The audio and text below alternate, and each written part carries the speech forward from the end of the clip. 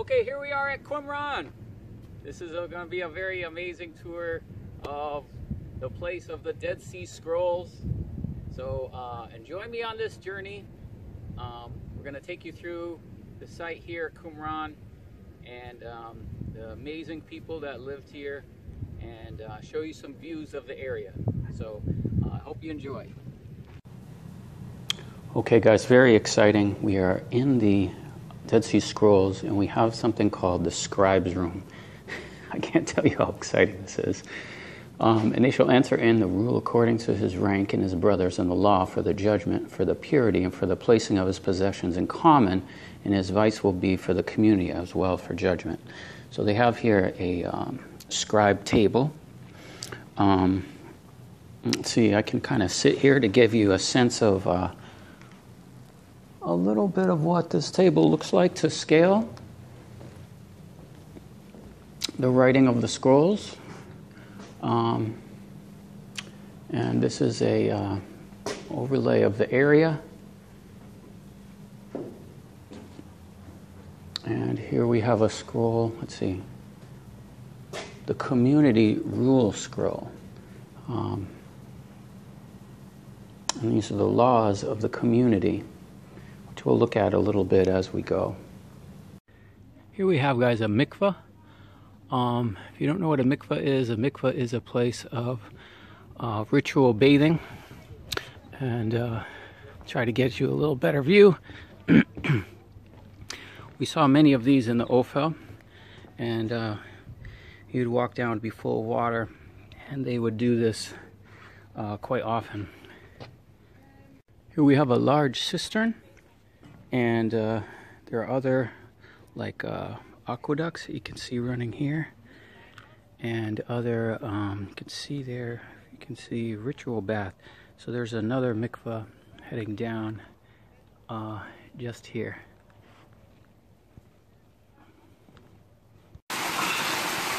Oh, mikveh!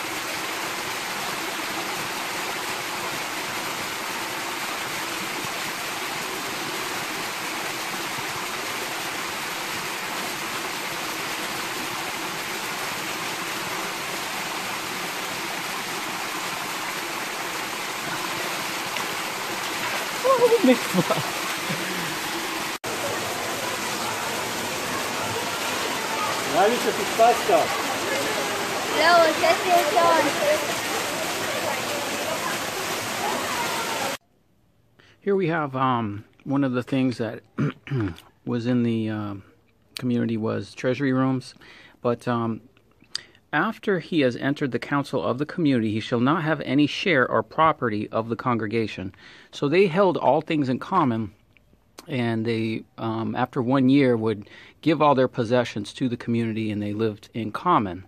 Then it says, if his destiny to enter the company of the community, his property and earnings shall be handed over to the bursar of the congregation. And these rooms belong to the administrators. I believe we saw this in another place where we could see the coins and everything.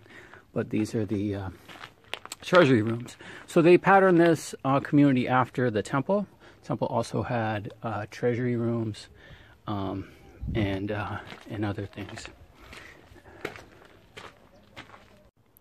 Here we have some things for the grain. And here is a kiln for baking. The Scrolls Cave. Here the Bedouin discovered this cave in August of 52. 14,000 farming scrolls were unearthed as they are sifted through the dust. So that is what we can see in this one here. Amazing. And here we are in the dining room. They shall eat in common and bless in common and deliberate in common when the table has been prepared for eating and the new wine for drinking. The priest shall be the first to stretch out his hand to bless the bread and the wine. This is the members' assembly room for the meals right here.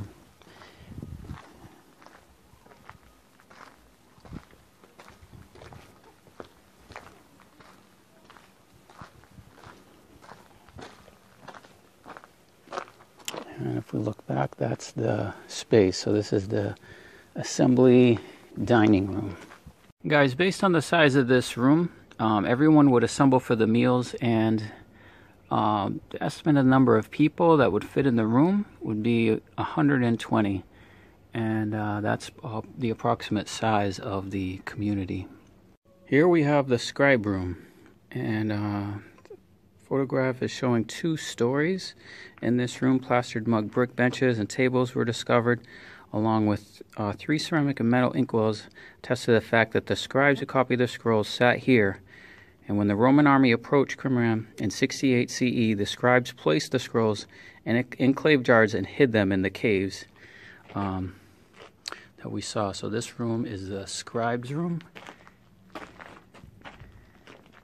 Amazing.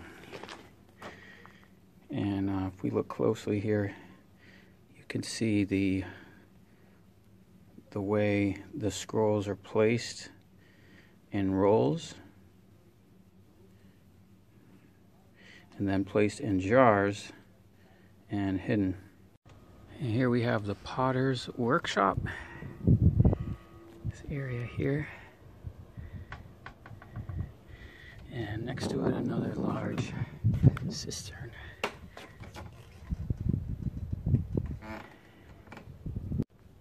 And one of the interesting things about the mikvahs, the ritual bath, is that you walk down one way. So you walk down there and you come into the bath. Light permitting, you can see that. And then you can see how the steps, if you come down this way, you go into the bath, and then you exit another way. See that? And then you exit here in a way in which you are clean. So you go down one way and come back up another. This is what we know to be baptism in modern times. And, you know, very well displayed here in Qumran.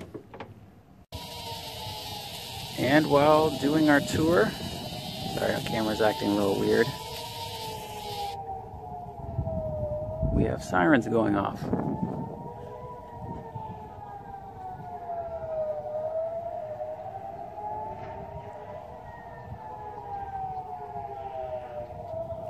The locals seem to be quite used to this,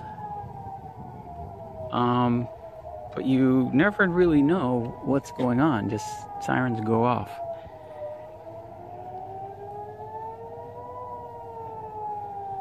Awfully strange that it's happening right during our tour of Qumran.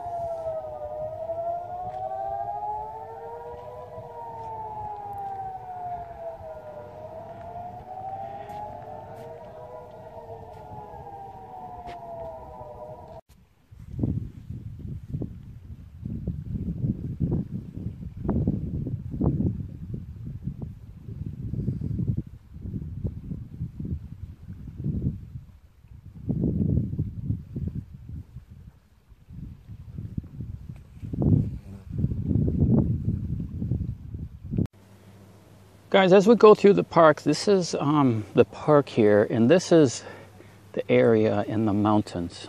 Oh my goodness, people, I wish I could express to you the joy I have. This is amazing. I love it, love it, love it. I think I'm seeing trails leading to some caves, which, I mean, there's no question we have to do this. So, so let's go, guys. Let's do this. Guys, what a spectacular sight. Oh my goodness. So I'm hiking up this trail that you can see here. You know how they say pictures don't do justice? You're looking at one. All right, so there's in Arabic they say wadi. You got a wadi here. And if you can see here, the tops of the mountains, those are the mountains on the other side in Jordan.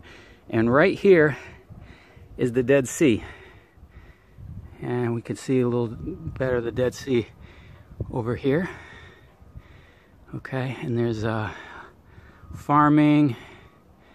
And where we're at this is the Qumran National Park. And we've just taken this trail coming up, okay, and what we're doing is we're going into the caves. So now we're doing something which is just, oh my goodness, it's so exciting.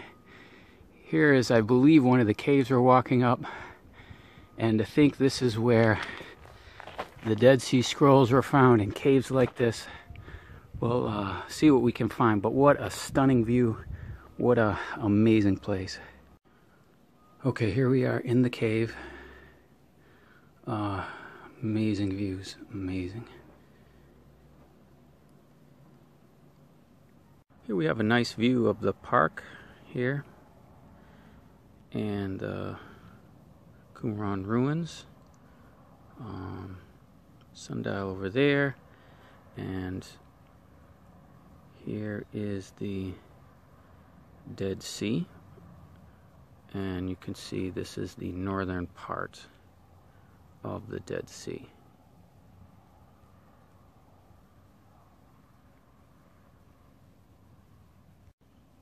And over here are some of the caves. Here you can see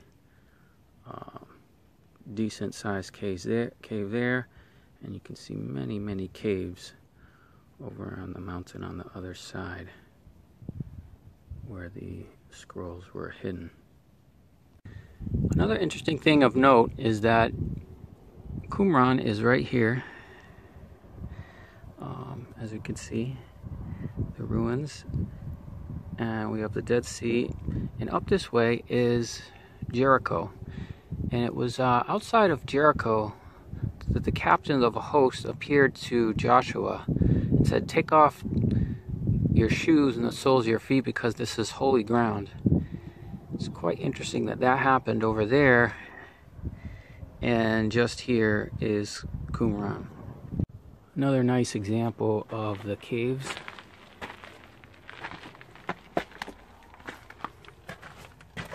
There's one that's hard to fit.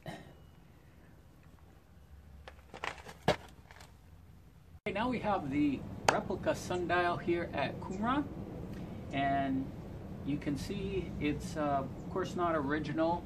We do have an original sundial which we have some footage of shrined in the book, which we'll show you right after this. But this is a sundial here. Of course, in the Dead Sea Scrolls they kept the Enoch calendar of 364 days, and they would need a calendar to measure the equinox. I'm not certain what is on here. There's an original. I don't know much about this, but it's here. We're on site, and guys, this concludes the message. We know the sundial is important. It's by Jerusalem that we measure time for the whole world. We know the calendar is right, 364 days. We know that many of the things that the Essenes did were from the book of Enoch that were instituted for the last days. And that's the time that we're in. So I'll show you some footage from Shrine of the Book. Thanks for watching. This message is part of a playlist called The Promised Land. I'll put a link to the playlist of Promised Land. The Lord Jesus Christ is going to reign King of Kings and Lord of Lords here in the Promised Land, the land of Israel in Jerusalem. So we're going to have some footage for you of the real one. The real sundial in the museum in Jerusalem, and thanks for watching. Guys, here we have the very special sundial. Sorry for the glare, but this is the sundial found in the Dead Sea Scrolls. The true calendar. They shall be neither late nor early of their appointed times.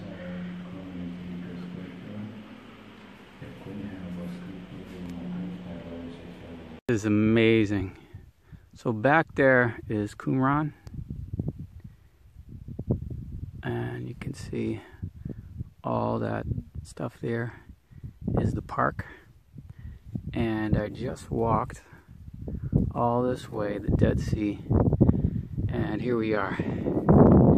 I'm gonna go down farther, but I don't think you'll be able to see where we just came from. But look at this. This is the famed Dead Sea, and it really is.